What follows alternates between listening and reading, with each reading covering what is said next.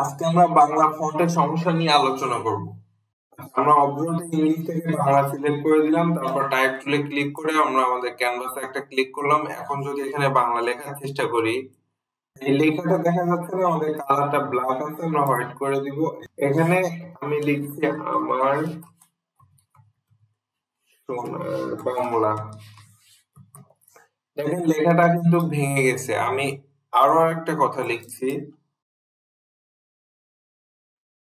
এই যে অমর একুশে কথাটাও কিন্তু ভেঙে যাচ্ছে, ফন্টটা কিন্তু সঠিকভাবে লেখাটা হচ্ছে না। তো এটার জন্য আমাদের কি করতে হবে, এটা যদি আপনার ইলাস্ট্রেটর বা ফটোশপ ফেস করেন তাহলে আপনার একটা ট্রিক্স আছে, সেটা হলো এডিট থেকে, এডিট মেনু থেকে প্রিফারেন্সে যাব। প্রিফারেন্সেস, এখান থেকে টাইপে ক্লিক করব। আমি আবারও বলছি, এডিট মেনুতে ক্লিক করব, এরপর প্রিফারেন্সে যাব, এরপরে আমরা টাইপে ক্লিক করব। এখান থেকে এই অপশনটাতে টিক দিয়ে দিতে হবে, শো ইন্ডিক অপশন। এখানে টিক দিয়ে তারপরে আমরা ওকে দিয়ে দিলাম। এখন যদি আপনি লেখার চেষ্টা করেন, আমরা একটু দেখি।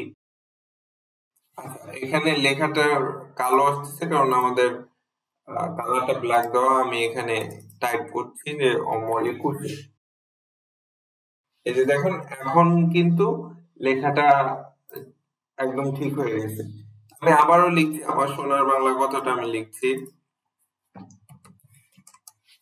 আচ্ছা, এই কালারটা একটু চেঞ্জ করে দিই, ব্ল্যাক দেখা যাচ্ছে।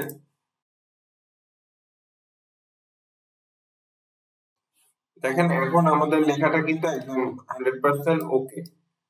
এভাবে করে আপনাদের ফন্টের যত সমস্যা আপনারা সমাধান করতে পারেন।